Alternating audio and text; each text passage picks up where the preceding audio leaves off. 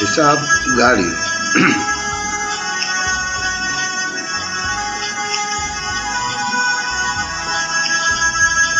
Vehicle data, truck का data.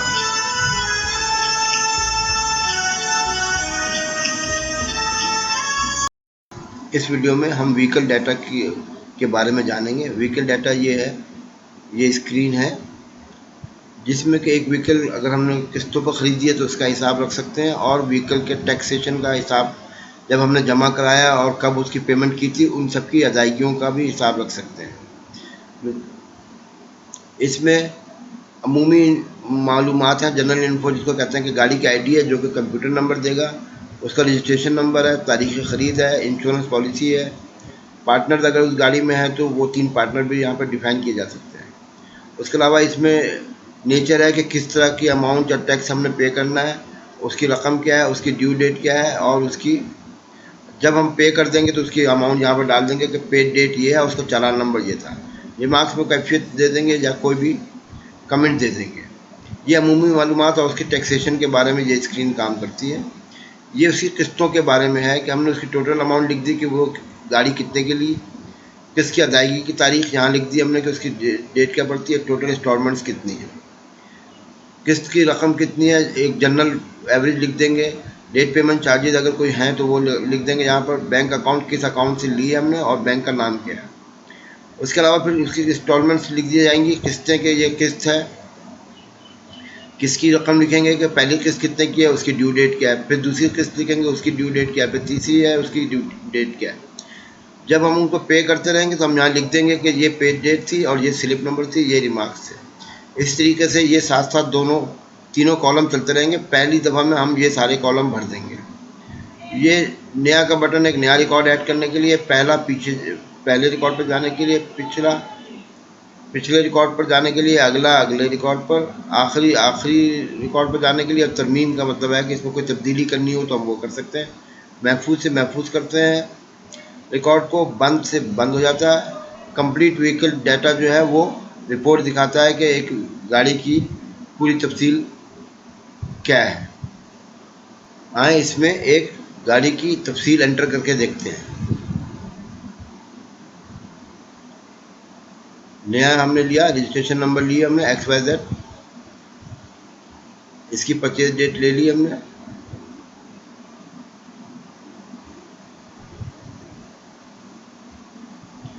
एक अक्टूबर। Insurance policy number अगर कोई है तो वो हम यहाँ लिख देते हैं। पार्टनर, इस गाड़ी में पार्टनर नहीं है, हम खुद ही इसके मालिक हैं तो इसको यहीं पर छोड़ देंगे। आगे इसकी टैक्स की नॉलेज लिख देंगे कि इसका रोड टैक्स जो है वो हमने कब,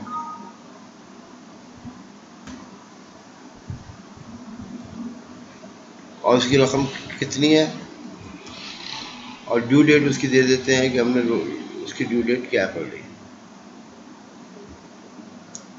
इसी तरीके से अगर कोई और टैक्स है, इंश्योरेंस है अगर उसकी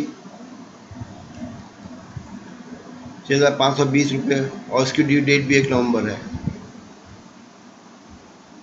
इस तरीके से सारी एंट्रीज कर लेंगे। जितने भी उसके ऊपर टैक्स ड्यू होंगे वो हम यहाँ पर एंटर करते जाएंगे कि ये इसकी नेक्स्ट पेमेंट है, क्योंकि इसकी बुनियाद पर इसमें रिपोर्ट बनती है तमाम गाड़ियों की कि कौन कौन सी पेमेंट जो है वो ड्यू होने वाली है। ये रिपोर्ट के ऑप्शन में हम देखेंगे।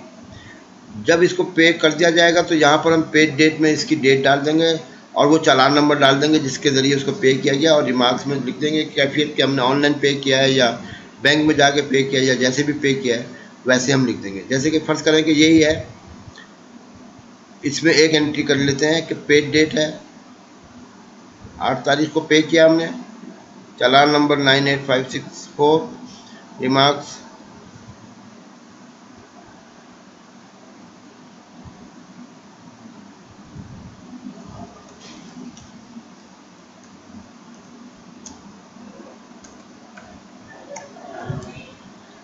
कि हमने ये अवामी मरकज़ पर इसको पे किया है, ये एंट्री कर दी। और इसी तरीके से बाकी सारी एंट्रियाँ होंगी जब इसकी ज़रूरत पड़ेगी।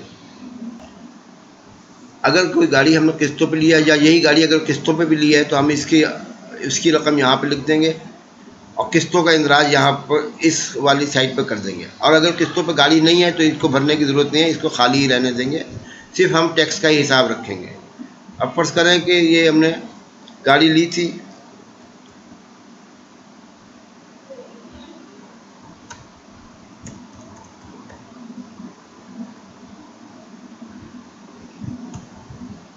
₹50 लाख की, इसकी ड्यू डेट बनती है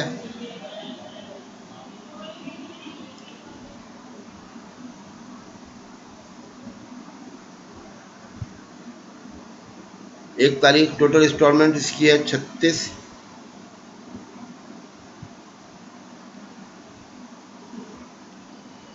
और इसकी किस्त बन रही है 13,888।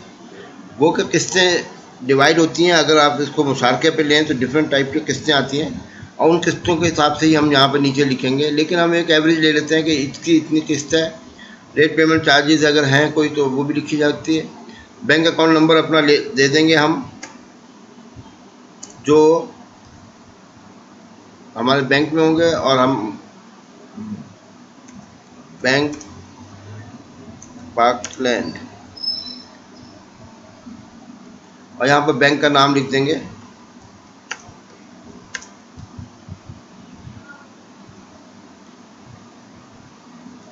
यहाँ पर किस्त की रकम लिखेंगे,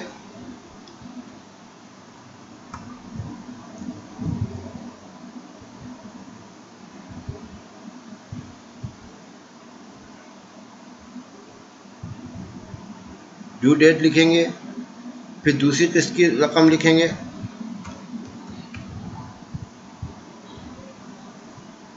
यहाँ ड्यू डेट लिखेंगे,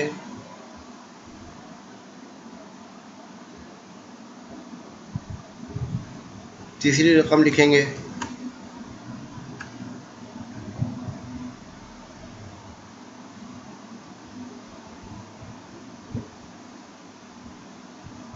और यूँ इस पूरे गोशवारे को भर देंगे। जितनी भी 36 किस्तें बनेंगी तो 36 से भर देंगे। अगर हमने 60 किस्तों पे लिया तो 60 किस्तें भर देंगे, उनकी डिटेल भर देंगे, और ये शेड्यूल बनता है उसके मुताबिक ही लेंगे। ये तो हमने एक एवरेज प्राइस ले ली कि 13,888, लेकिन इनमें मुख्तलिफ होती रहती हैं, वेरी करता रहता है। और जब ये भर देंगे तो उसके बाद उसकी आगे की डेट डाल देंगे कि हमने ये पेमेंट, ये डेट पे कब की। यहाँ पर पेड डेट आ जाएगी, आप यहाँ से यूँ सेलेक्ट करेंगे। फर्ज कर लेते हैं हम कि हमने दिसंबर की 5 तारीख को ये डेट भरी, स्लिप नंबर हमने लिख दिया, और रिमार्क्स में लिख दिया हमने कि जी ऑनलाइन पेमेंट की।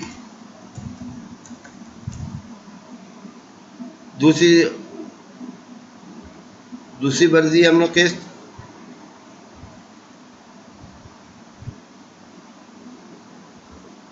जनवरी को,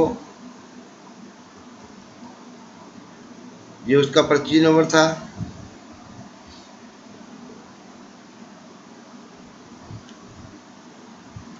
बैंक डिपॉजिट, कि ये हमने बैंक में डिपॉजिट की।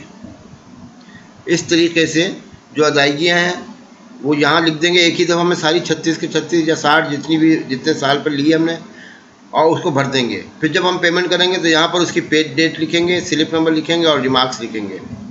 इसकी बुनियाद पर बाद में ये रिपोर्टें बनती हैं इसके अंदर के कौन सी गाड़ी की पेमेंट ड्यू हो रही है, कब ड्यू हो रही है, इस तरह की सारी रिपोर्टिंग बनती है, जो कि हम रिपोर्ट के ऑप्शन में देखेंगे।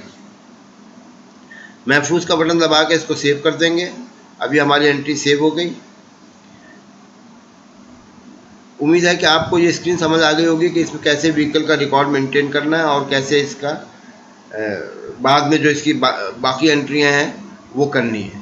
बंद का बटन दबाकर इसको क्लोज कर देंगे।